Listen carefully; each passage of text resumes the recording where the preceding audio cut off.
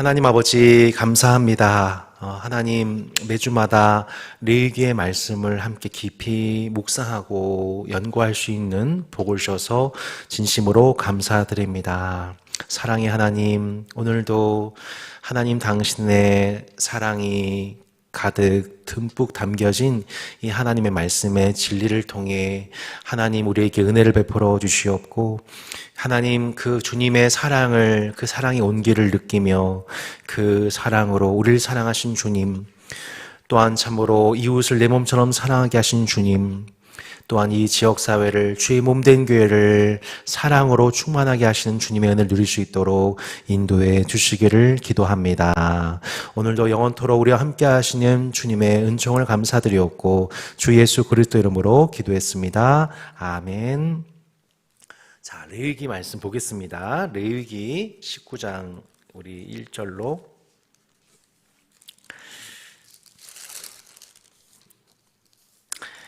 우리 37절 긴 말씀이지만 다 보겠습니다. 레위기 19장입니다.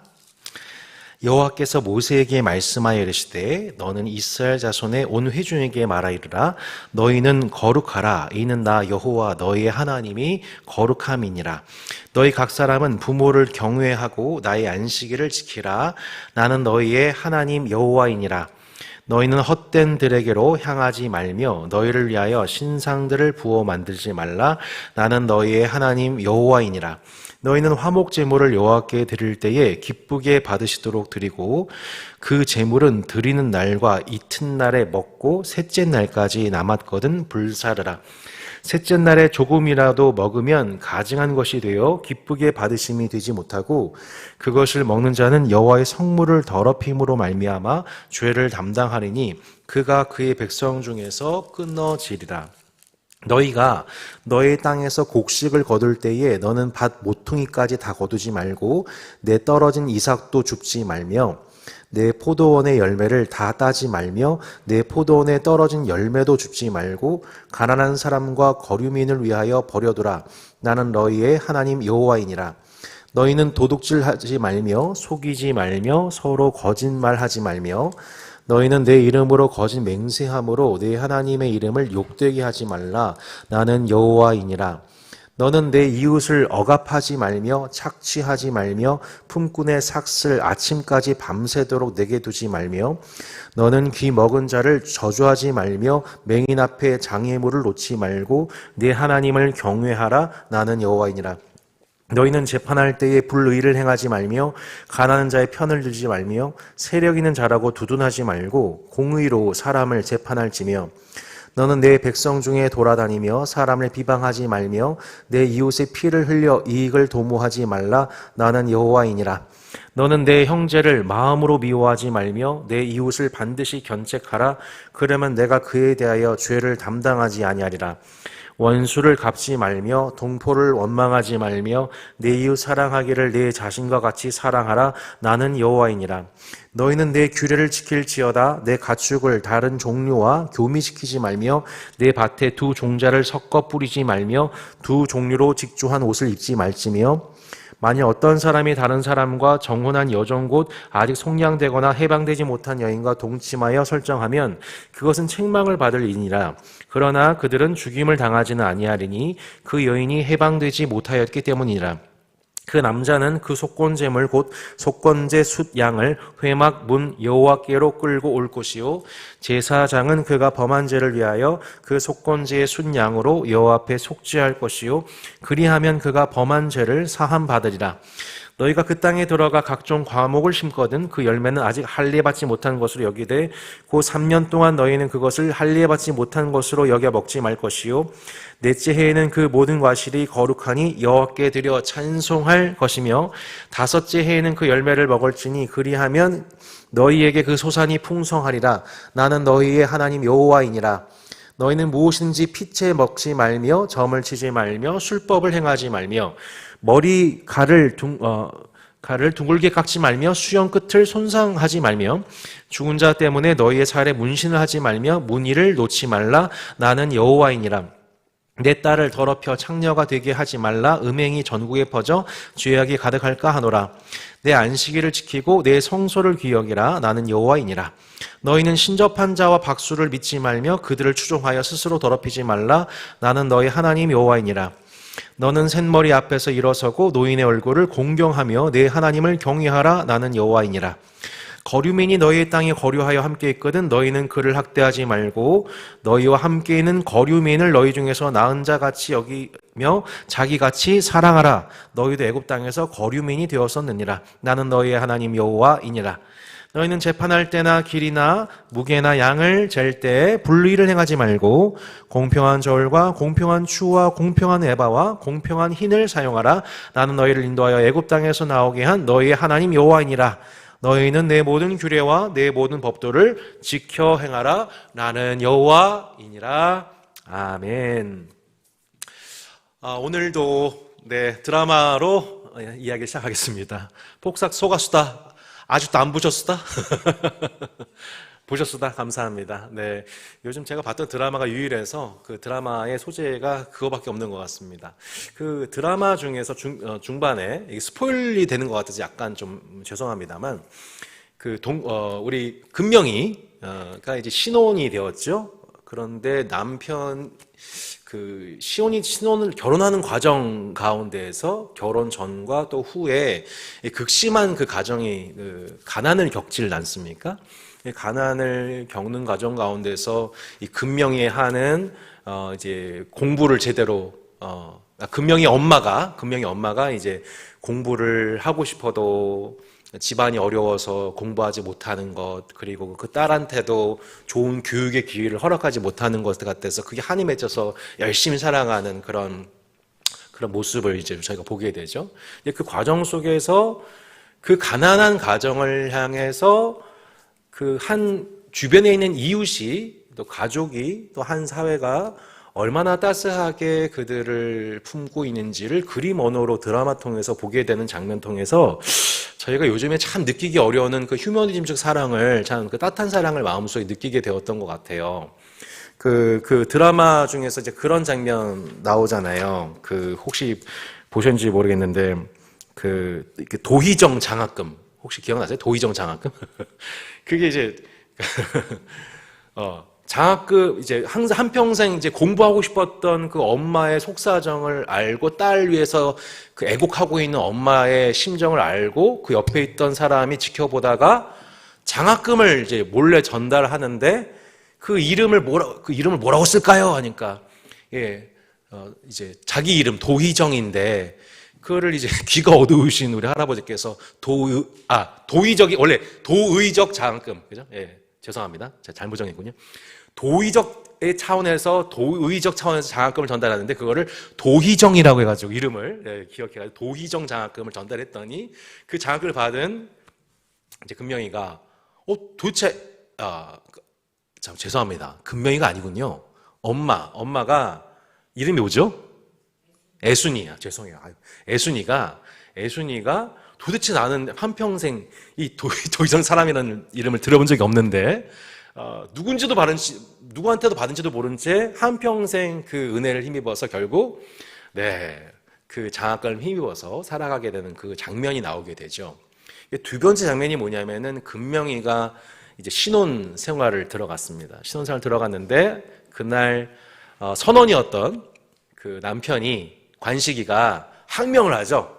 불리한 선장이 항명을 해서 결국 직장에 쫓겨나게 되고 그 가정이 어려움을 겪게 됐었습니다.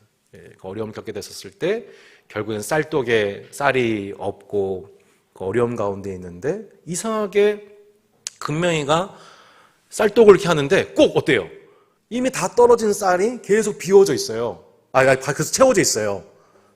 알고 봤더니 늘 시크하게 퉁명스럽게 반값 언제 내요? 했던 할아버지 할머니가 몰래 가서 그 쌀독을 채워놓고 요만큼 채워놓고 티나지 않게 이상하다. 어젯밤에 분명히 다 떨어졌는데 또 오늘 밤에 가면은 쌀이 요만큼씩 채워져 있고 그렇게 해서 가난을 견디는 그 장면을 보면서 아마 많은 우리 크리스찬들이 하나님께서 그렇게 만나를 우리 삶에 베푸시지라는 거 아마 많이 연상을 하셨을 것 같아요. 그 중에서 가장 백미는 뭐냐면 그거잖아요. 노동의 현장을 잃어버린 관식이, 그 관식이로 인해서 결국에는 우리 금명이가 누굴 찾아가게 됩니까? 할머니를 찾아가게 되죠. 할머니 찾아가게 되었는데 소리 없이 우는 그 손녀딸의 모습을 보면서 긍휼을 품게 된 할머니가 자신의 유산, 금명이의 그 일찍 돌아가신 아버지의 몫의 그 유산을 금명이 손녀딸에게 물려주게 되면서 그것을 얻게 된 금명이가 관식이의 배를 사주게 되죠. 배 한 척을 사주게 되죠. 그리고 관식이가 그 배에서 열심히 일해서 금명이, 은명이, 동명이 이렇게 먹여 살리면서 그 가족이 행복을 누리는 이 전체 그림 안에 사실 오늘의 레위기 이 19장의 말씀이 그 드라마의 모습들이 고스란히 담겨져 있는 말씀이 레위기 19장 말씀입니다. 오늘 주제가 따스함을 상실한 공동체의 위기에 대해서 저희가 함께 생각해 보게 됩니다. 얼마 전에 집사님께서 그런 얘기 하셨죠. 불법이 가득한 시대를 살아가면서 정말 사랑이 식어져 가고 있는 시대 속에 우리가 살아가고 있다.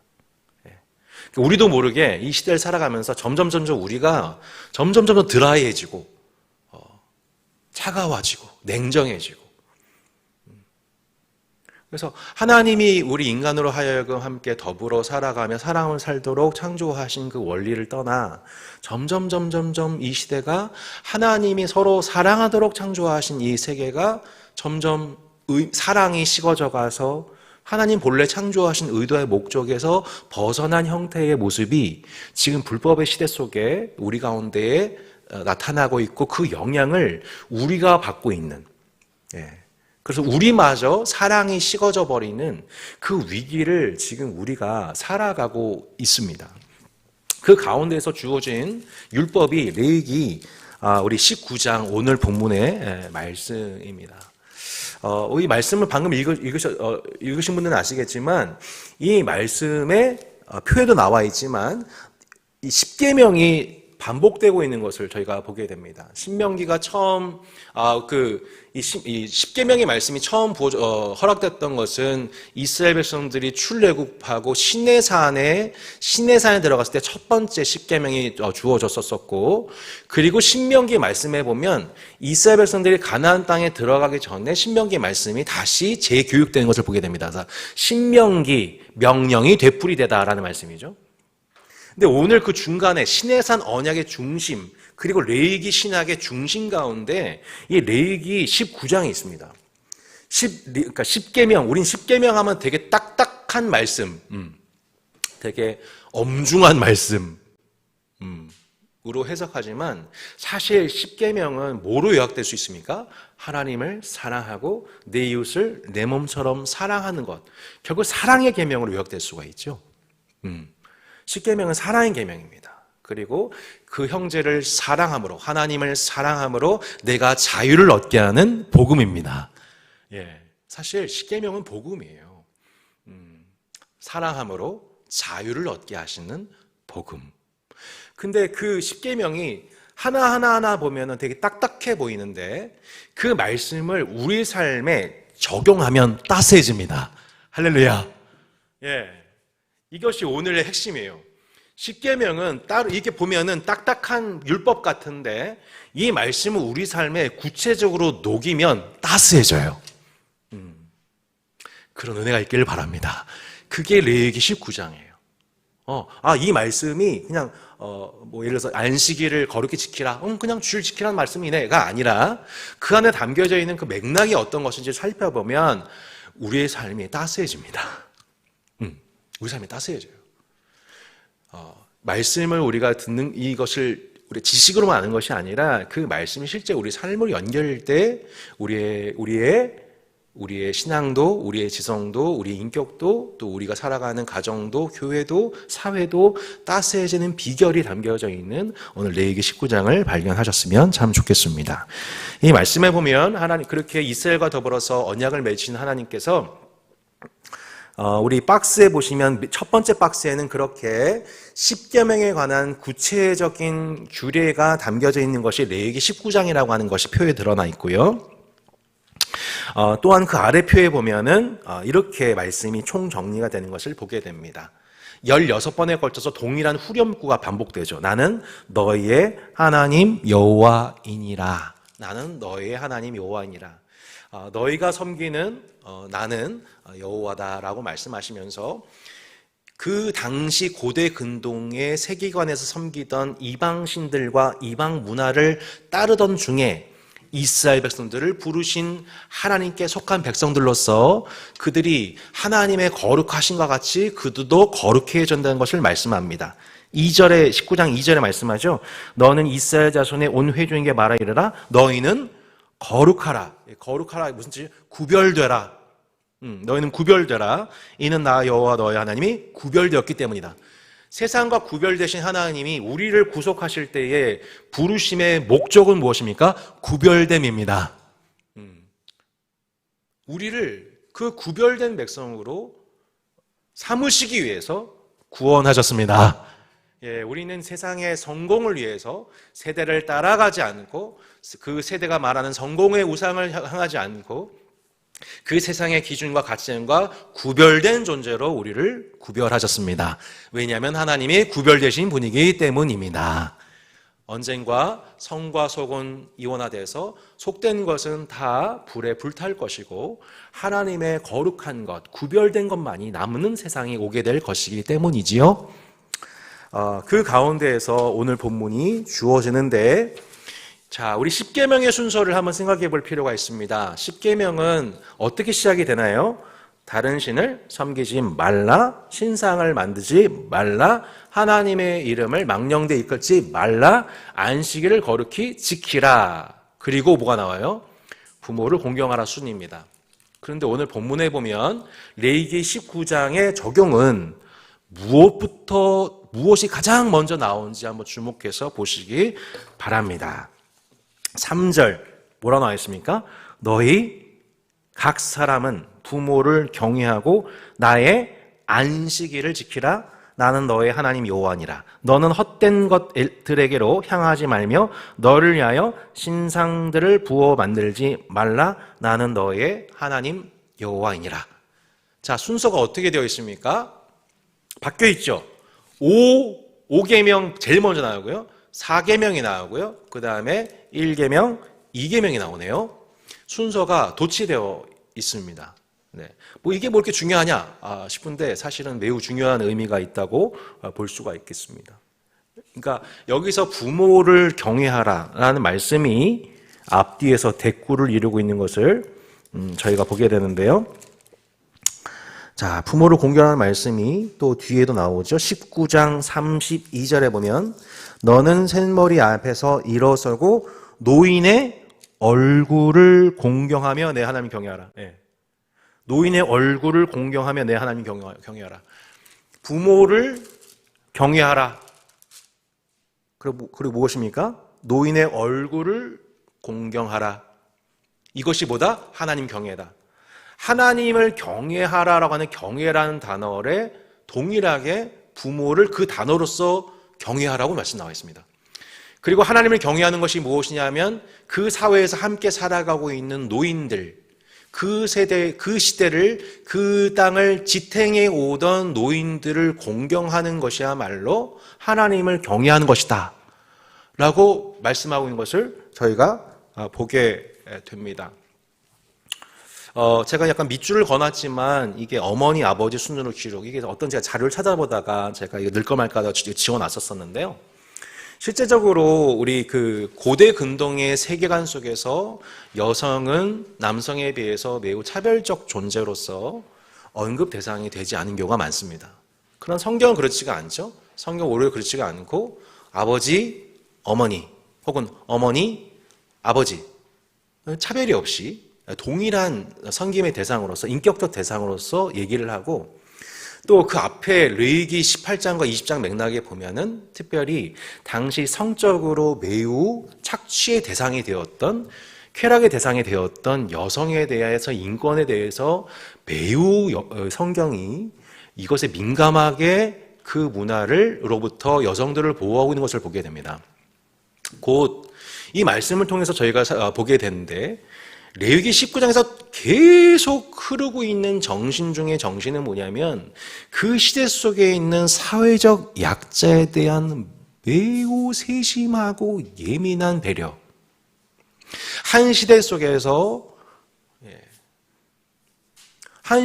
소외되기 쉬운 계층, 곧 여성, 노인, 그리고 앞으로 보게 될 거류민. 또 누가 있습니까? 고아, 과부. 우리 시대로 치자면, 우리 지역 사회로 치자면 누구를 생각해 볼 수 있을까요? 탈북해온 세터민, 혹은 여러 동남아시아나 여러 기타 세계에서 오신 여러 다문화 가족들, 또 가정에서의 어려움이 있는 것을 경험하고 있는 여러 자녀들, 또 경제적 취약 계층, 다양한 분들을 저희가 이제 연상을 할 수가 있습니다. 근데 레위기 19장을 이렇게 읽어보면 하나님의 관심이 어디에 있냐면 바로 그들에게 있고, 좀 더 세밀하게 하면 우리의 관심이 거기에 있기를 하나님이 관심하고 계세요. 예. 하나님이 우리를 보실 때 그거에 관심을 보고 계세요. 예. 여러분, 우리는 가만히 있어도 나와 내 가족을 돌봅니다. 그죠? 예. 근데 그 모든 살아가는 일상과 생활 중에서 내 관심이 나를 돌볼 뿐더러 또한 사회적으로 함께 내 돌봄이 없이는 함께 공존하기 어려운 대상을 향해서 내 마음이 관심이 있는지를 관심 있게 보십니다. 그게 한 사회와 공동체를 바라볼 때 하나님께서 중요하게 보시는 바로 평가 방식이라는 것이죠. 그래서 저희가 내 가정에 있는 부모, 점점 늙어가는, 그 폭삭 속았을 때도 그 자녀와 그 딸하고 엄마, 애순이와 동명이 싸운 장면 통해서 그런 부분이 계속 드러나잖아요. 엄마가 나한테 해준 게 뭐야? 우리한테 밀려준 게 가난밖에 없잖아. 나는 맨날 싸구려 신발 산단 말이야. 근데 이 금명이의 삶이 있기까지, 그 금명이에게 좀 더 나은 삶이 제공받기까지, 엄마가 얼마나 많이 투쟁하면서 살아왔었어요. 근데 나중에 이제 엄마가 되고 나서야, 딸을 키우면서야 이제 그 엄마의 심정을 똑같이 알게 되는 것처럼. 우리 삶에 그러한 이신점심이 입장을 바꿔보는 태도가 필요한 것이죠. 지금 내 삶이 주어지기까지 누군가가 그렇게 나를 배려했구나. 지금 저 삶이, 저 이웃의 삶이 더 나은 삶을 향해 가려면 또한 내가 그를 배려해야 되는구나. 내가 그렇게 배려받았듯이. 여러분, 저는 경험하지 않았지만 우리는 전후 세대입니다. 우리가 전쟁 고아였죠. 피난민이었죠. 과부들이었죠. 가난한 자들이었죠. 근데 그게 그 당시 전 세계의 수많은 나라들에서, 심지어 아프리카에서도 와서 우리를 위해서 함께 피 흘려 싸워주고, 자신들의 먹을 것을 내어줬고, 우리를 위해서 교육기관, 의료기관, 또 교회, 여러 가지 것들, 사회적 인프라, 이 모든 것들을 함께 해줬단 말이죠. 그 역할을 누군가 해줬기 때문에 우리가 지금 이 삶을 누리고 있듯이, 우리가 그것을 통해서 또한 헤아리는 삶, 내가 그렇게 헤아림 받았듯이 누군가를 헤아리는 삶을 살아가는 것에 대해서 성경은 매우 예민하게 그 눈으로 보고 있다는 것이죠. 그래서 이따가 얘기하겠지만 거류민 얘기를 맨 마지막 결론에서 얘기를 하는 겁니다. 33절, 거류민이 너희의 땅에 거류하여 함께 있거든 너희는 그를 학대하지 말고 너희와 함께 있는 거류민을 너희 중에서 나은 자 같이 여기며 자기같이 사랑하라. 너희도 애굽 땅에서 거류민이 되었었느니라. 난 너희 하나님 여호와니라. 이게 결론이에요. 그러니까 레위기 19장의 최종 결론이 거류민 얘기입니다. 왜냐하면 이스라엘 백성들이 옛날에 거류민이었지만 이제는 어디 들어가게 돼요? 주인 됩니다. 가나안 땅 들어가면 주인 돼요. 하나님이 그 땅 가나안 족속을 쫓아내고 새 주인으로 임명하세요. 그럼 새 주인을 임명하시게 되면 거기서 누굴 만나게 돼요? 거류민을 만나게 됩니다. 이제는 입장이 거꾸로가 돼요. 옛날에는 내가 일용직 노동자였는데 고용주의 다스림받는 노동자인데 이제 내가 고용주가 된단 말이에요. 그러면 하다 보면 결국엔 누군가를 고용하게 되겠죠. 입장이 바뀌게 되는 거죠. 옛날엔 내가 그냥 딸이었는데 이제는 엄마가 된단 말이에요. 입장이 바뀐단 말이에요. 이때 어떻게 살겠느냐는 거죠. 너희가 어떻게 살겠느냐? 예전에 거류민이었을 때에 그들이 애굽 사회에서 학대받았던 것 기억하고 그 학대받는 그들의 그 부르심을 들으셔서 하나님이 그들을 자유케 하셨던 것을 기억하여 이제 너희가 그 땅에서 주인이 되었었을 때 너희와 함께하는 거류민에 대해서 학대하지 말아라. 입장이 바뀌는 거예요. 그러니까 우리는 그 입장이 바뀌기 전에 뭘 바뀌어야 돼요? 우리 성품을 바꿔야 돼요. 우리 태도를 바꿔야 돼요. 따스함을 간직해야 돼요. 예전에 우리가 그 냉정한 사회에 상처받았던 적이 있다면, 냉정한 교회로 말미암아 상처를 받던 경험이 있다면, 여러분 우린 주님의 은혜로 따스해져야 됩니다. 그런 따스한 교회가 되어야 합니다. 따스한 사회가 되어야 돼요. 이거를 지금 우리 가운데에 이 레위기 19장이 지금 바로 우리에게 말씀하고 있다는 생각이 들어져요. 전통교회에서 상처받은 일을 품는 가난한 성도를 품는 교회가 되기로 했는데 이 교회가 점점 전통화되어서 또 다른 누군가에게 또한 전통으로 상처 주는 교회가 된다면 그건 명실상부한 따스한 교회가 아닌 다시 전통교회로 가는 거겠죠. 따스한 교회도 전통교회가 되어서 결국 또 다른 가난한 성도를 배출하는 교회가 되겠죠. 한 번 상처받았는데 또 상처받겠죠. 이것이 지금 우리에게 주어져 있는 레위기 19장이 우리 가운데 말씀하고 있는 부분이라는 것입니다. 너희가 거류민 되었었을 때에 당했던 그 서러움을 누군가한테 안겨주지 말아라. 따스함을 상실하지 말아라. 이것이 우리의 생명인 것입니다. 근데 그 맨 처음이 누구냐면 소외되기 쉽고 늙어간다고 이제는 점점점 이제 사회적인 어떤 노동적 가치가 없다고 평가될 만한 그 노인에 대해서 바라보는 그 시선이 곧 우리가 따스함을 잃어가고 있다고 하는 반증이 될 수 있는 거죠.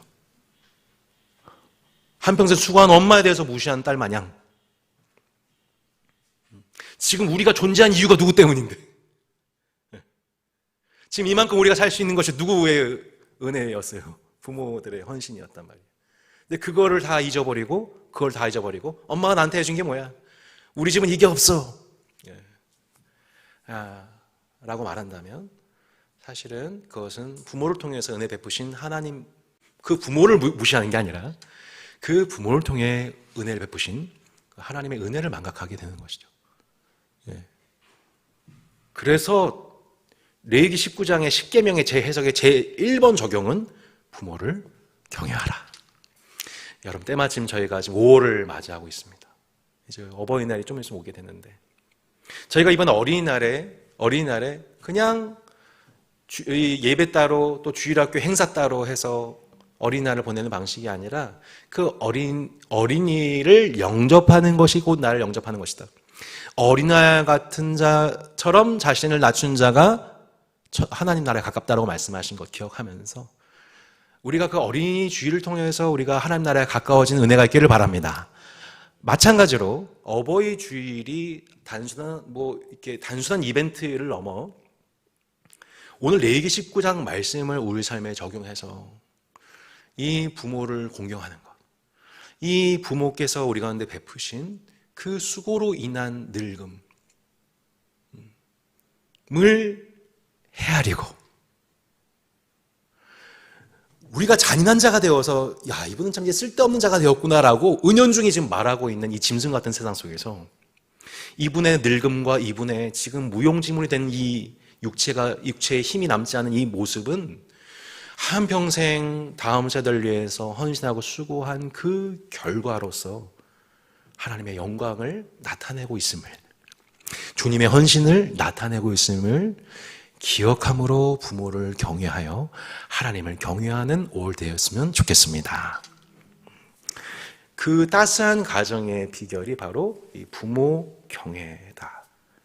1번으로 가나안 땅에 들어가는 이스라엘에게 제일 먼저 그 따스함을 간직하는 비결이 부모를 경외하는 도에 있다라는 것을 지금 놀랍게도 1계명처럼 얘기하고 있습니다. 두 번째 계명과 세 번째 계명이 바로 따스한 예배에 관한 것입니다. 우리 19장 말씀해 보면 4절, 너희는 헛된 것들에게로 향하지 말며 너희를 내 신상들을 부어 만들지 말라. 헛된 것들을 예배하지 말라. 네, 1계명 적용이죠. 신상들을 부어하지 말라. 2계명 적용입니다. 한마디로 하나님만 예배하라. 가나안 땅에 섬기고 있는 수많은 가나안의 우상들을 섬기지 말아라. 그리고 하나님만 예배하되 바른 방식으로 예배해라. 신상을 만들어서 그 앞에 엎드려 하는 방식이 아니라 하나님이 주신 제사와 절개의 방식을 가지고 하나님을 바로 예배해라 라고 하나님께서 말씀하십니다. 그러면서 10계명에서 강해 때 드러나지 않는 이런 적용이 포함이 되는 것을, 증보가 되는 것을 보게 됩니다. 5절, 너희는 화목 제물을 여호와께 드릴 때 기쁘게 받으시도록 드리고 그 제물은 드리는 날과 이튿날에 먹고 셋째 날까지 남았거든 불사르라. 셋째 날에 조금이라도 먹으면 가증한 것이 되어 기쁘게 받으심이 되지 못하고 그것을 먹는 자는 여호와의 성물을 더럽힘으로 말미암아 죄를 담당하느니 그가 그의 백성 중에서 어떻게 된대요? 끊어지리라. cutting off. 카라트라는 히브리어인데요. cutting off. 백성 중에서 끊어진대요. 공동체에서 완전히 제명된다는 거예요. 아니 뭐가 그렇게 셋째 날에 먹는 음식이 뭐가 그렇게 문제인가. 근데 그 화목제라고 하는 제물의 특성을 생각해 보면 알 수가 있습니다. 화목제는 제사장과 회중이 함께 애찬하는 시간입니다. 오늘 감사하게 오늘 또 최영 목사님 섬김으로 오늘 우리 복음마치 끝나고 진짜 맛있는 거 먹으러 갑니다. 예, 참여 한 잔 복 있을 것입니다. 예, 저희가 이렇게 화목을 누리는 식사를 참여한다는 말입니다. 근데 제사장과 백성들이 함께 할 수 있어요. 근데 그 화목제인데 어떤 이슈가 발생되느냐면 같이 먹도록 되어 있는 그 음식을 셋째 날까지 남겨둘 이유가 없는데 남겨둔 거예요. 어떤 목적이었을까요?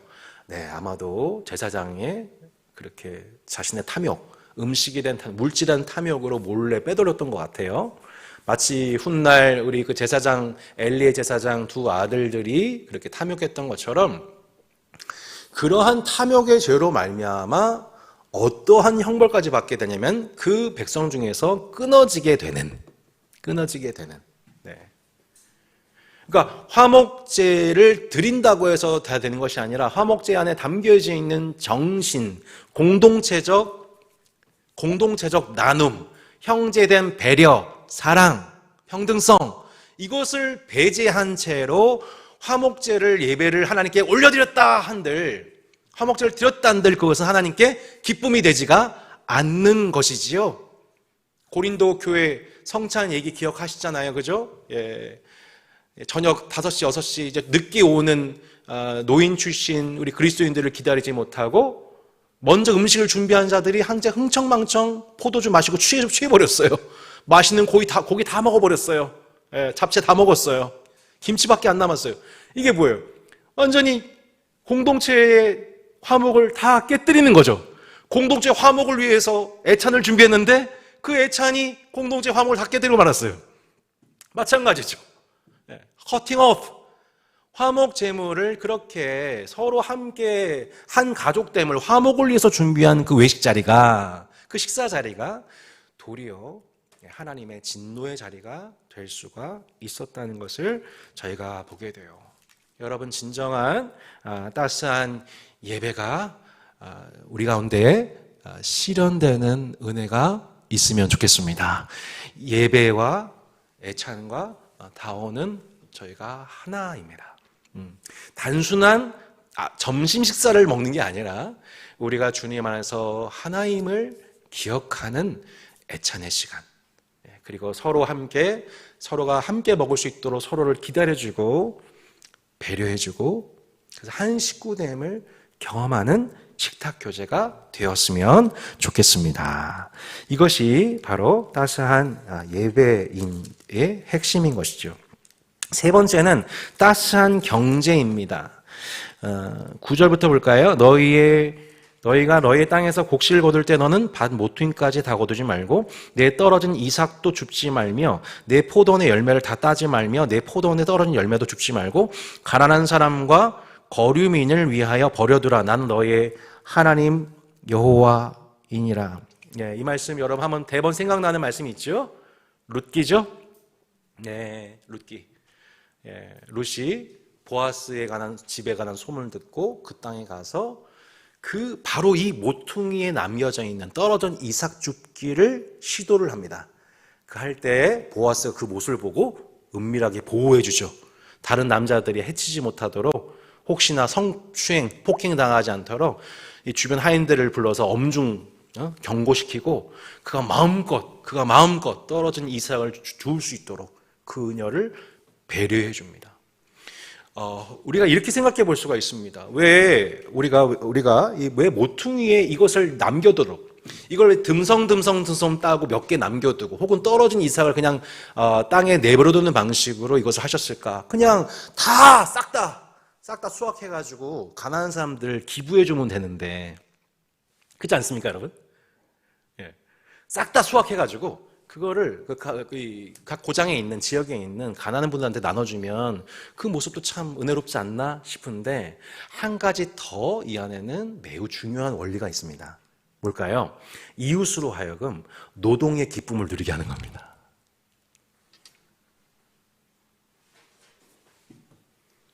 자기에게 주어진 땅이 없어요. 자기에게 주어진 땅이 없으니 자신의 그 땅에서, 배분된 땅에서 자신의 땀을 흘리고 수확하는 열매의 기쁨 얻는 그 즐거움을 누리질 못해요. 하나님의 더 깊은 배려는 가난한 사람에게 수확물을 나눠주는 방식이 아니라 하나 더 깊은 배려. 더 깊은 배려는 뭐예요? 더 깊은 사랑은 뭐예요? 그 사람이 마음껏 눈치 보지 않고 자기 땅인 것처럼 온종일, 그래서 그 롯기 보면은 저녁까지 일했다고 했어요. 저녁까지. 그냥 롯이 막 신나가지고 계속 이삭 줍기 해가지고, 그 시어머니하고 먹었는데 이만큼 한 외바쯤 남았다고 나와 있잖아요. 엄청 남았죠. 그러니까 뭘 누리게 하는 거예요? 자신의 일터에서, 직장에서 노동하면서 인생의 기쁨을 누릴 수 있도록, 행복을 가족과 누릴 수 있도록 하는 더 깊은 배려가 율법에 담겨져 있는 거죠. 내가 얻은 것 가지고 후원하는 거 되게 좋은 일이에요. 아름다운 일이에요. 하지만 그 이웃이 자신의 생의 기쁨을 만끽할 수 있도록, 잃어버린 권리를 회복할 수 있도록 돕는 것은 더 깊은 사랑입니다. 더 깊은 헤세드입니다. 여러분, 우리는 더 깊은 헤아림이 있는 공동체 되기를 바랍니다. 우리에겐 그 논의가 필요합니다. 우리에겐 그 기도가 필요합니다. 그 헤아림이 필요해요. 우리에겐 소중한 유산들이 이미 주어져 있습니다. 이웃사랑 헌금, 또 따스한 회비, 이거 하나하나 배려가 없이는 공동체를 누릴 수 없는 이들을 위한 많은 그 깊은 헤아림 속에서 탄생된 문화들입니다.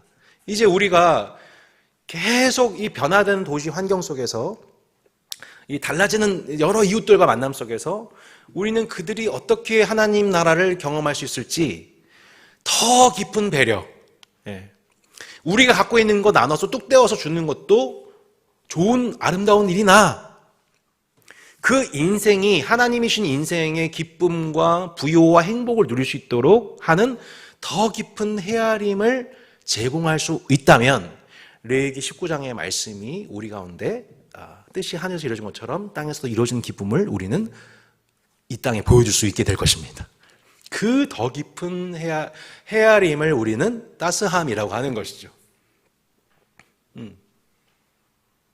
어떻게 보면 뜨거움보다 더 좋은 거죠. 내가 내 몸을 불살라서 구제하고 선교하고 하는 것, 물론 훌륭하지만 부담이 됩니다. 받는 입장에서 부담이 돼요.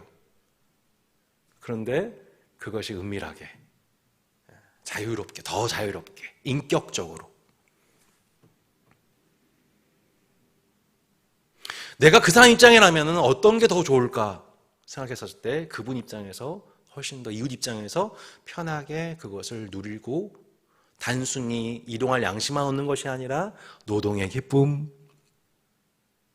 그것을 자신이 얻은 걸 가지고 얻은 그 노동의 그 열매를 얻은 걸 가지고 집에 돌아가서 기다리고 계신 시어머니와 함께 나누는 기쁨을 누리게 되는 것. 더 많은 인생의 의미 만족을 누릴 수 있게 되는 거죠. 이걸 풍성함이라고 하는 것이죠. 그 내 이웃의 생명과 풍성한 삶을 돕는 것. 여러분, 그것이 우리에게 말씀하시는 따스한 경제일 줄로 믿습니다. 그러니까 똑같은 10,000원도, 똑같은 10만 원도 어떻게 쓰냐에 따라서 그 가치가 엄청 달라지게 되잖아요. 그죠? 자꾸 폭삭 속았수다 얘기해서 죄송한데, 딸한테 전복 넣는 거는 너한테는 이게 뭐예요? 10만 원, 100만 원짜리인 거예요. 그 10,000원짜리 전복이 딸한테 주면 100만 원짜리 되는 거예요. 마찬가지 우리의 경제 생활이 마치 그와 같아서, 우리 시간도 마치 그와 같아서, 우리가 이웃에게서 어떤 마음으로 그걸 사용하냐에 따라서 그 가치는 매우 천문학적으로 발달될 수 있다. 그렇게 우리 따스한 교회에 주어지는 헌금들과 우리 재정 운영들 가운데 그러한 깊은 따스한 사랑이 넘쳤으면 좋겠습니다. 네 번째로 얘기하는 부분이 뭐냐면 따스한 관계이죠. 관계.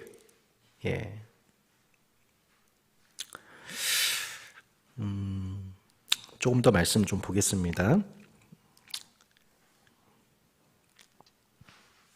11절부터 쭉 보겠습니다. 너희는 도둑질 하지 말며 속이지 말며 서로 거짓말하지 말며 너희는 내 이름으로 거짓 맹세함으로 내 하나님의 이름을 욕되게 하지 말라. 나는 여호와이니라. 너는 내 이웃을 억압하지 말며 착취하지 말며 품꾼의 삭슬 아침까지 밤새도록 내게 두지 말며 너는 귀먹은 자를 저주하지 말며 맹인 앞에 장애물을 두지 말고 내 하나님을 경외하라. 나는 여호와이니라. 너희는 재판할 때에 불의를 행하지 말며 가난한 자의 편을 들지 말며 세력 있는 자라고 두둔하지 말고 공의로 사람을 재판할지며 너는 내 백성 중에 돌아다니며 사람을 비방하지 말며 내 이웃의 피를 흘려 이익을 도모하지 말라. 나는 여호와이니라. 너는 내 형제를 마음으로 미워하지 말며 내 이웃을 반드시 견책하라. 그러면 내가 그에 대하여 죄를 담당하지 아니하리라. 원수를 갚지 말며 동포를 원망하지 말며 내 이웃 사랑하기를 내 자신과 같이 사랑하라. 나는 여호와이니라. 네, 이것이 한 사회를 구성하고 있는 당시 가나안 땅에 들어가게 살게 될 이스라엘 백성들 간에 반드시 지켜야 될 관계 속에서 유의할 부분들입니다. 첫 번째는 뭘 얘기하고 있냐면은 도둑질, 속임수, 거짓말로 이웃을 해쳐서는 안 된다. 오늘날로 치자면 거짓 뉴스 만들어내어서 이웃의 생명이나 이웃의 인격이나 또 물리적 피해를 입혀서는 되지 않는다라고 적용해 볼 수가 있겠죠. 그렇게 그 이웃들에 대해서 악소문을 퍼날라 피해를 끼치는 그 행위에 대해서 엄중 경고하고 있는 것을 보게 돼요. 또한 억압과 착취를 금하고 있는 것을 저희가 보게 됩니다. 일용직 노동자의 일당을 지급하는 지연 행위를 금지시키고 있습니다. 세 번째로 장애인을 잘 보살펴야 한다라고 있습니다. 우리가 용어 수정이 필요한데 이제 청각장애인, 시각장애인이라는 표현이 가장 알맞을 것 같아요. 네 번째로 재판에 왜곡이나 무고한 자의 피 흘림이 없도록 주의를 해야 하고 또한 자신의 이익을 위해서 이웃의 피를 흘리며 미워해서는 안 된다라고 이 관계 하나하나 가운데 우리가 범할 수 있는 죄들이 이렇게 다양하다는 것을 저희가 보게 됩니다. 남에게 대접받기 원하는 대로 남을 대접하라. 이것이 선지자요 율법이니라. 결국 우리가 마주하게 되는 수많은 이웃을 대하는 여러 가지 양상 속에서 우리 한 사람이 그 이웃의 생명에 기여하고 이웃의 성장에 기여하고 그 방식을 통해 우리는 관계 속에서 성장하도록 부름을 받았습니다. 우리 삶 속에서 관계가 아니고 설명되는 것은 아무것도 없습니다. 때로는 이 관계를 도피하고자 하지만 우리의 삶은 모두 다 관계로 연결되어져 있고 그 관계 속에서 내가 거룩하니 너희도 거룩하라.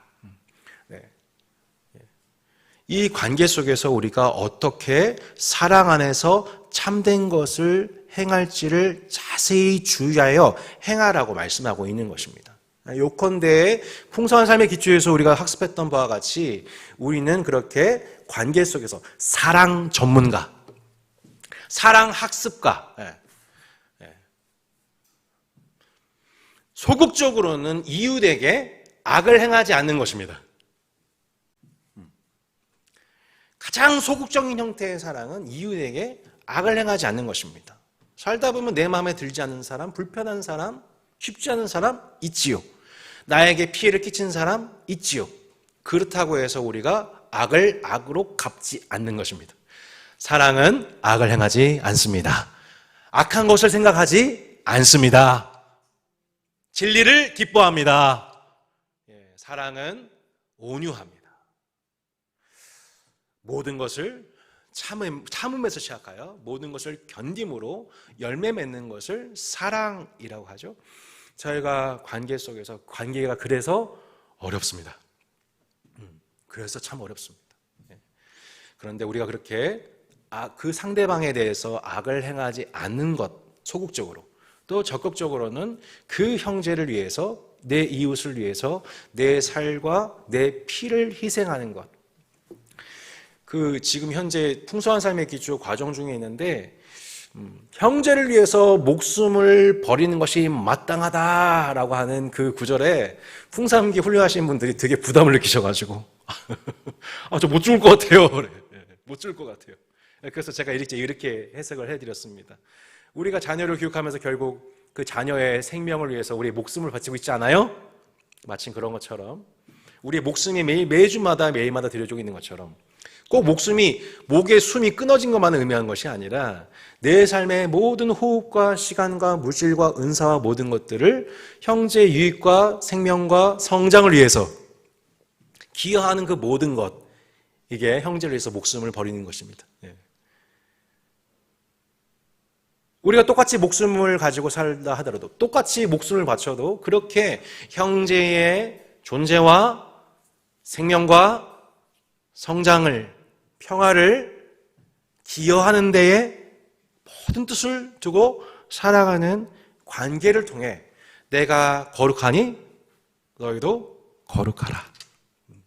곧 여러분, 사랑이 거룩입니다.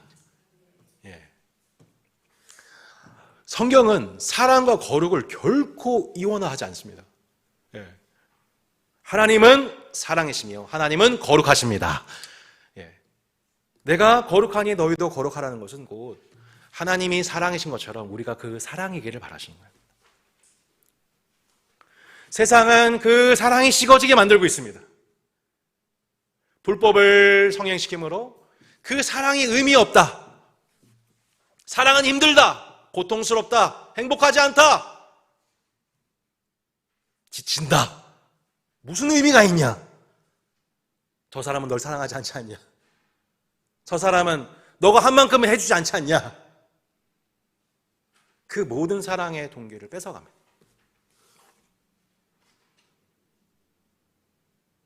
저 사람이 너한테 해준 게 뭔데? 넌 그만큼 해줬는데 저 사람이 해주지 않았는데, 알아주지도 않는데 라고 마귀는 속삭입니다.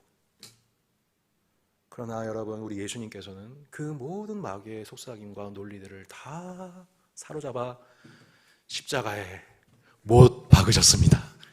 오직 우리의 존재와 생명과 유익과 하나님과의 화목과 평화를 위해 그분은 자신의 살과 피를 쏟아 우리를 위해서 희생하시고 목숨을 다하셨습니다. 우리가 그 하나님의 아들을 믿는 것과 아는 일에 하나 되어 그리스도 예수의 장성한 분량까지 또 성장하는 사랑주의자들 되시기를 바랍니다. 우리는 사랑주의자입니다. 사랑주의자. 사랑하다가 죽는 사람들. 바보같이 사랑하다가 죽는 사람들. 오해받아도 몰라줘도 예수님이 우리를 그렇게 사랑하셨듯이 그 사랑을 평생 학습하고 또 학습하는 자들로서 하나님이 사랑이시고 예수 그리스도가 그 사랑의 본체 되신 것처럼 그 하나님의 아들들로서, 하나님의 딸들로서 하나님이 우리에게 분명하게 우리 가운데 심어주기 원하시는 우리의 정체성은 바로 사랑인 것입니다. 사랑. 예. 한 시인이 그렇게 있잖아요. 사랑하다가 죽어버려라 라고. 예. 예. 여러분, 우리 그렇게 살면 됩니다.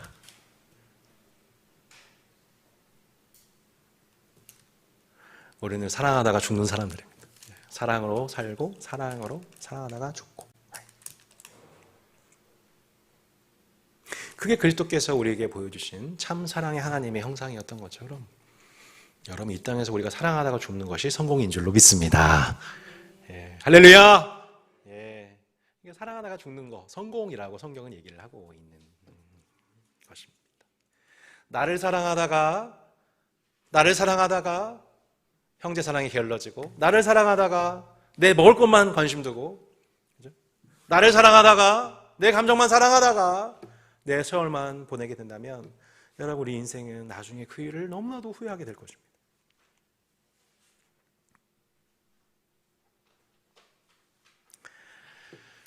우리 따산교회가 그런 사랑 전문가들을, 지금도 여러분 복되시지만 우리가 더 그렇게 사랑 전문가들로서 성장했으면 좋겠습니다. 서로가 도전이 되면 좋겠습니다. 서로에게 격려가 되었으면 좋겠습니다. 또한 성경은 우리에게 따스한 윤리와 문화를 얘기합니다. 19절로 31절에 보시면, 너희는 내 규례를 지킬지어라. 내 가축을 다른 종류와 교미시키지 말며 내 발에 두 종자를 섞어 뿌리지 말며 두 재래로 직조한 옷을 입지 말지며, 만약 어떤 사람이 다른 사람과 정혼한 여종 곧 아직 속량되거나 해방되지 못한 여인과 동침하여 설정하면 그것은 책망받을 일이니라. 그러나 그들은 죽임을 당하지는 아니하리니 그 여인이 해방되지 못하였기 때문이니라. 네, 집주인이 있는데 여성 노예가 있습니다. 근데 정혼한 상태인데 이 여인을 범한 것은 지금 우리 현대 사회 입장에서는 중범죄잖아요.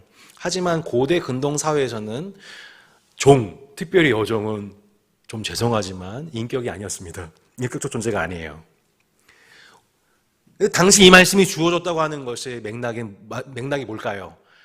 그 인격적 존재로 대우받지도 못하고 얼마든지 주인이 죽일 수도 있는 그 고대 근동 사회에서 그 여종을 어떤 존재로 바라봐야 된다? 내 성적 쾌락의 대상으로 봐서는 안 된다. 이건 죄다. 속건제가 필요하다. 죄다. 라고 이스라엘 남성들을 교육하는 말씀인 겁니다. 당시 입장에서 엄청난 충격이죠. 여종인데? 종인데? 내가 소유하고 있는데?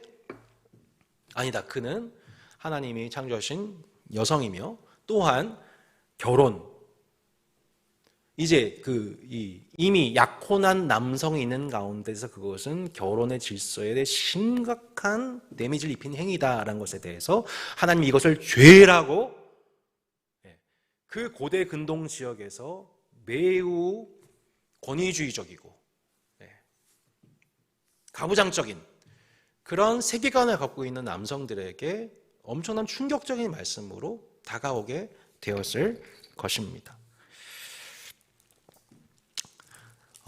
또한 이렇게 말씀하고 있습니다. 23절, 너희가 그 땅에 들어가 각종 과목을 심거든 그 열매는 아직 할례받지 못한 것을 여기되 그 3년 동안 너희는 그것을 할례받지 못한 것을 여겨 먹지 말 것이요. 가나안 땅 들어가게 되면 이제 농사를 하게 되잖아요. 3년 동안은 못 먹어요. 할례받지 못한 것으로 여겨야 된다. 넷째 해에는 그 모든 과실이 거룩하니 여호와께 드려 찬송할 것이며 다섯째 해에는 그 열매를 먹을지니 그리하면 너희에게 그 소산이 풍성하리라. 나는 너희의 하나님 여호와이니라 라고 말씀하면서 하나님이 지금 이스라엘을 얼마나 철두철미하게 교육하고 계십니까? 너희가 가나안 땅에 들어가게 되면은 부모를 경외해라. 너희가 가나안 땅에 들어가게 되면은 너희가 따스한 경제 사회를 이루어야 된다. 너희가 가나안 땅에 들어가게 되면은 너희들이 노동할 때도 그 열매에 대해서 너희 탐욕하면 안 돼. 그 땅 들어가게 되면은 아마 가나안 땅에서 그 젖과 꿀이 흐르는 땅에서 대풍을 맞게 될 텐데 3년 동안 내가 책임질 테니까 할례받지 않은 것을 생각하고 그 욕심 부리지 말아라. 넷째 해부터다. 넷째 해도 어떻게 알아요? 하나님께 예물로 드리고 찬송할 것이고 다섯째 해부터 열매를 먹어라. 자, 왜 하나님이 이런 규정을 주셨을까요? 4년 동안 아무런 경제 소득이 없는 거잖아요. 근데도 하나님 먹고 살게 하신다는 뜻이잖아요. 아마 가나안 땅 들어가게 되었을 때 이미 넘치는 그 이 소작물들로 아마 그들이 먹고 사는데 지장이 없을 거예요. 여호수아서에 그들이 굶어 죽었다는 얘기 없잖아요. 예, 그러니까 뭘 지금 경계하고 계신 거예요? 하나님이 주신 그 땅을 마치 그 황금알 낳는 닭 마냥 한꺼번에 얻기 위해서 배를 가르는 것처럼 그 땅을 뭘로 보는 거예요? 그냥 탐욕, 생산, 성공, 재산 축적. 땅을 그렇게 지금 우리나라 사회가 지금 전 국민이 다 땅 사면 1억 뜬다, 2억이 올라간다. 다 땅을 뭘로 보고 있냐면 그렇게 재테크의 대상으로 보는 문화가 문화되어 버렸잖아요. 저는 이것이 예전에 그 미가서 말씀도 그렇고 이 땅에 대한 탐욕, 땅을 단순히 자신의 재산 증식을 위한 사적 욕망을 위한 대상으로 바라보고 있는 그 관점 자체가 성경적이지 않다. 토지는 여호와의 것이니라. 우리는 그 땅에 잠시 빌려 쓰는 사람들이에요. 그리고 그 땅에서 난 소산을 가지고 이웃들과 나누라. 이웃들에게 관심을 갖는 것에 관심 갖고 계신 분이라고요. 근데 그냥 단순히 그 땅의 소산을 가지고 그냥 자신에게 황금알 갈라서 더 많은 것을 얻고자 그 땅을 바라보고 있는 그 가나안 땅을 바라보고 있는 탐욕. 하나님이 가나안 땅을 유업으로 주신 이유가 뭡니까, 여러분? 거류민 신세 힘들으니까 이제 전세살이 힘드니까 땅 줄게 이겁니까? 그게 아니잖아요. 그 땅에서 난 소산을 가지고 하나님께 감사하고 또한 그 거류민들을 배려하면서 그들이 마음껏 노동하게 하면서 내 땅에서 마음껏 노동하게 하면서 노동의 의미를 누릴 수 있도록 배려해주고. 근데 현대 자본주의는 지금 그 모든 개념을 다 천민화시켜버렸습니다. 천박해졌습니다. 나밖에 몰라요. 다 내 이득인 줄 알아요. 하나님에 대한 경외도 없고 거류민에 대한 배려도 없고 그저 내 배에만 관심이 있는.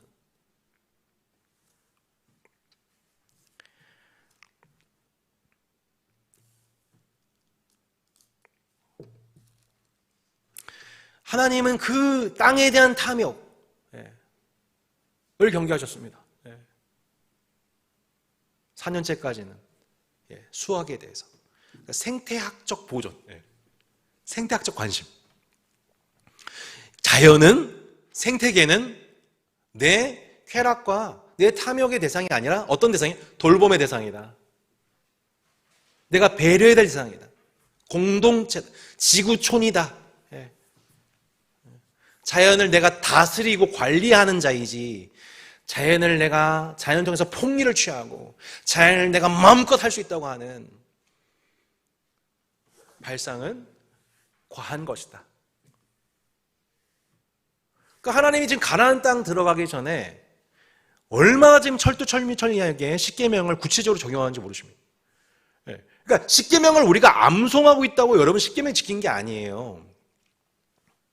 이게 지금 현대사회 속에서 지금 대한민국 살아가는 현대사회 속에서 내가 지금 이거를 어떻게 구체화되어야 하는 것인지를 함께 더 세부적으로 함께 고민하고 나누고 적용할 때 복이 있을 것입니다. 그거를 이 레위기 19장이 우리 가운데 얘기해주고 있는 겁니다. 그들이 들어가게 되는 땅이 가나안 땅이었다면 지금 우리가 살고 있는 땅은 대한민국 땅입니다. 우리가 지금 여기 남양주 다산동 살고 있습니다. 다산동에 주류 문화가 있습니다. 엄마들하고 서로 쏙닥쏙닥 얘기하다 보면은 내 자식도 저렇게 성공해서 키워야 된다라고 하는 엄청난 심적 압박을 받습니다. 대한민국 살다 보면은 그 노년에 이렇게 노년 위에서 이러고 많은 것도 축적하며 살아야 되는데라고 하는 안주의 우상이 우리의 마음을 점령합니다.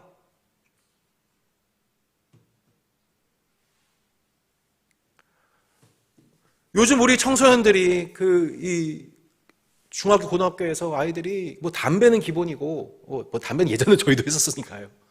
불법 도박, 10만 원, 100만 원대 불법 도박 사이트에 들어가가지고 그거 같이 코인 바꿔서 밤새도록 그 게임하고 그러다가 그 코인 날라가 버리고 사기당하고. 예.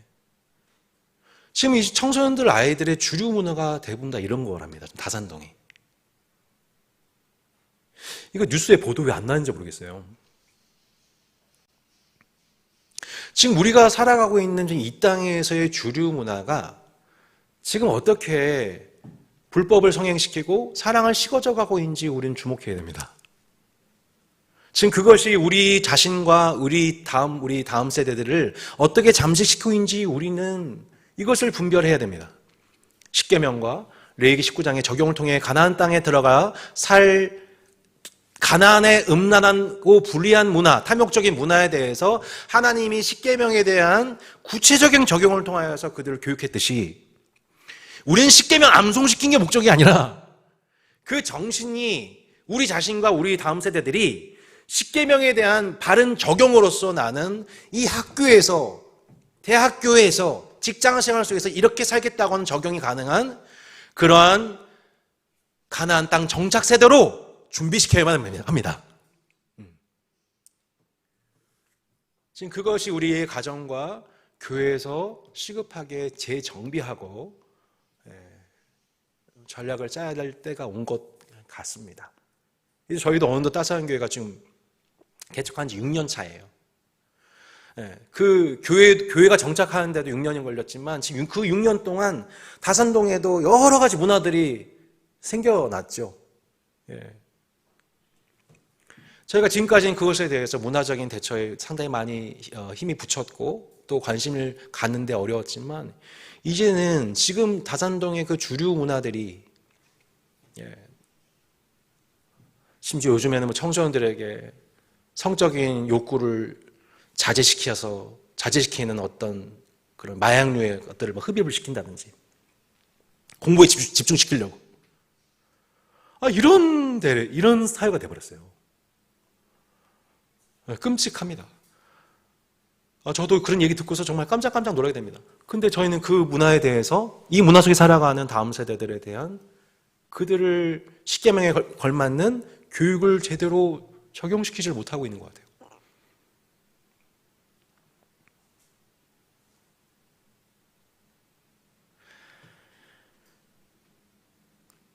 그래서 레위기 19장 처음 시내산에서 말씀 십계명 받을 때 이 말씀이 가나안 땅 입성 앞두고 이렇게 강론적으로 구체적으로 교육이 되는 것처럼 우리 주일학교 교육이 앞으로 계속해서 그렇게 강론에, 개론과 더불어 강론에 또한 발전되는 은혜가 있으면 좋겠습니다. 이 강의 우리 전사님들 다 같이 듣고 계시죠? 교사분들 다 듣고 계시죠? 이제 우리가 이런 것들을 저희가 준비를 해야 하는 것입니다. 이 밖에 이방인 문화들, 점술, 술법, 사술을 행하는 신접, 사술 행하는 신접한 자 추종 금지. 요즘에는 유튜브에 하도 많이 그냥 이상한 어중이 떠중이 신사도주자들이 등장해가지고 이번 또 대선 또 어떻게 된다더니 예언하고 있고 박모 또 그런 예언하고 있고 신령한 척하고 있고. 성도분들 제발 그런 거 듣지 마세요.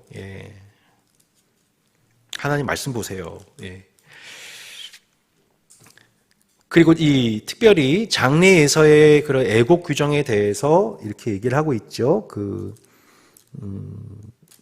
28절 죽은 자 때문에 너희의 살에 문신을 하지 말며 문의를 놓지 말라. 나는 여호와이니라. 장래에서 애곡 규정인데요.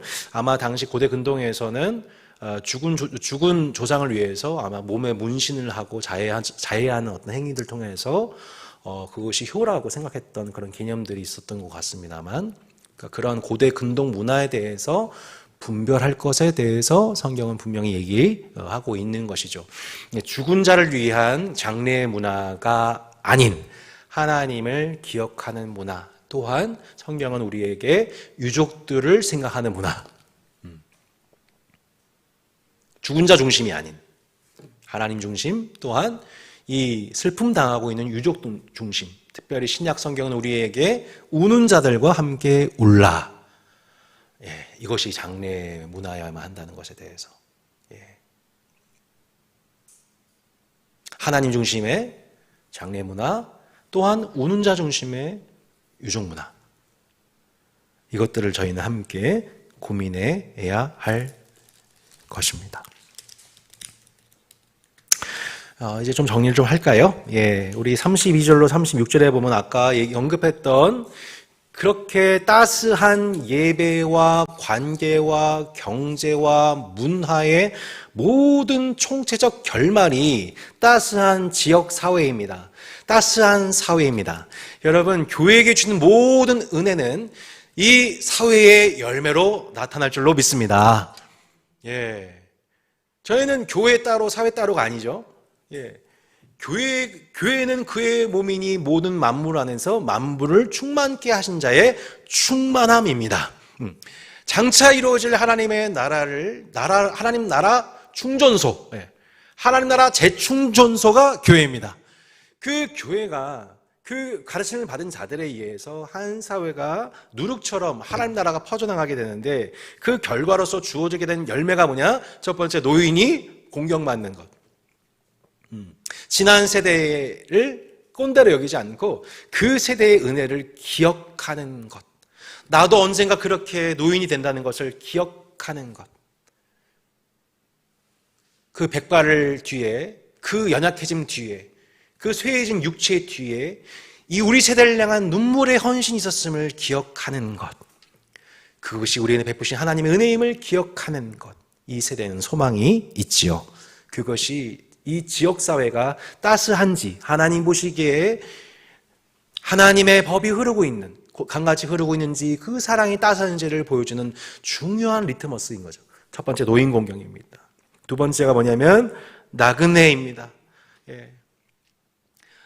이스라엘 백성들이 나그네였었을 때, 거류민이었었을 때, 애굽 사회의 폭정으로 말미암아, 불의로 말미암아 하나님께 부르짖었을 때 하나님이 그들의 기도를 들으시고 애굽 사회를 심판하신 것처럼, 이스라엘 백성들이 가나안 땅에 들어가서 그들이 거류민들에 대해서 학대하기 시작하고, 그들이 옛날에 학대받았던 것처럼 학대하기 시작하고, 갑질당했던 것처럼 갑질하기 시작하고, 나그네 사정을 몰라줬던 것처럼 나그네 사정을 몰라주기 시작할 때, 더 이상 노인에 대하여서, 더 이상 여성에 대해서, 종들에 대해서,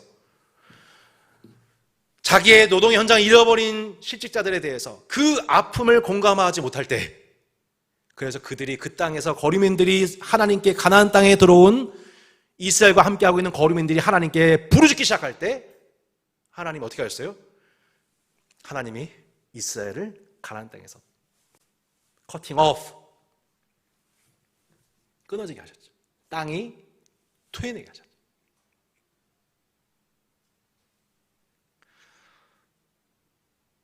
요즘에 그 따스한 교회에서 화목 기도하면서 제가 개인적으로 참 많이 은혜도 받고 반성도 한 지점입니다. 이렇게 시간이 새벽 이제 5시 반에 모여서 사도신경 찬양하고 말씀 봉독하고 기도하고 하면은 6시 한 25분까지 저희가 기도하잖아요. 기도하다 보면 성도분들 한 가정 이름 부르다 기도하다 보면은 그냥 시간 다 끝나요. 근데 그거 하면서 제가 알게 됐어요. 그거 하면서 내가 지금 이 성도분 이 가정에 대해서 내가 헤아리지 못했구나. 내가 깨어있지 못했구나. 그 따스한 사회와 따스한 가정, 따스한 관계, 따스한 경제의 그 모든 게 따스한 마음에서 시작되는 건데, 내 마음 중심이 따스하지가 않으니까, 내 경제가 따스하지가 않고, 내 관계가 따스하지가 않고, 내 관계가 따스하지가 않고, 내 가정이 따스하지가 않은 거죠. 우리 자체는 따스하지 않습니다. 우린 냉랭합니다. 늘 차갑습니다. 냉정합니다. 나밖에 모릅니다. 따스한 성령님과의 교제 속에서 그분의 인싸력으로 말미암아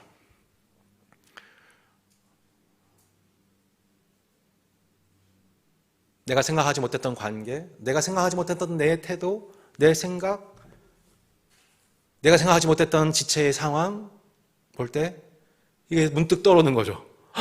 아이고 배고프겠다, 외롭겠다, 지금 힘들겠다. 지난 주일에 얼굴이 안 좋아 보셨는데.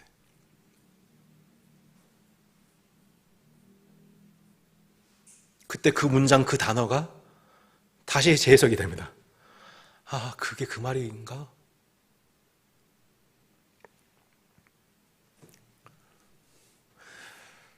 헤아림, 따스함, 사랑, 이 모든 것 자체를 받기를 포기한, 이제 누구한테 사랑받는 것도 포기한, 너무 사랑을 받아본 적이 오래된, 너무 고독하고 외로운 사람들이 난무하고 있는 이 시대. 이제는 40%가 1인 가구의 형태 속에 있는 시대 속에서, 또한 전통교회에서 많은 이탈된 수많은 가난한 성도가 200만 명이 넘는다고 하는 이 가운데에서 오늘 레위기 19장에 그 약자에 대한 공경, 사람을 외모로 보지 않고 실용적으로 바라보지 않고 그 존재를 헤아리는 영성과 누군가가 하나님 앞에 지금 울부짖고 외로움 속에서 기도하고 있다는 것을 헤아리는 시대적인 통찰과 정의로운 경제 집행을 통하여서 그 필요를 채우는 그 의인된 한 사람, 의인들의 공동체, 하나님이 각 시대마다 그런 소수 그루터기와 같은 하나님의 사람과 하나님의 사람들의 공동체를 계속 수놓아 가고 계시는 것이 성경의 역사이고, 구약과 신약과 이후 시대 속에서도 주님은 그러한 하나님의 사람과 하나님의 사람들의 공동체로서 곳곳에 여전히 그 남은 자들을 지켜가고 계십니다. 따스한 교회가 그런 남은 자들의 공동체, 레위기 19장을 이 시대 속에서 분별하고 적용하는, 그래야 불법이 성행하는 가운데 사랑이 식어진 이 시대 속에서 또 다른 의미에서 이상고온, 아니 저 교회는 어떻게 사랑이 더 따뜻하지? 여전하지? 예나 지금이나? 그래서 고향처럼 늘 돌아가고 싶고, 또 다른 인생의 환난을 만났을 때 언제든지 와서 그 사랑을 느끼고 온기를 회복하여서 다시 하나님 말씀을 붙잡게 되고 주님을 따르게 되는 제자들로 서게 되는, 그런 공동체로 우리가 내년 7년 차를 그렇게 갱신할 수 있다면 정말 아름답고 복되고 하나님께 영광이 될 교회가 될 것 같습니다. 여러분, 그런 따스한 교회가 함께 되어주시기를 축복합니다.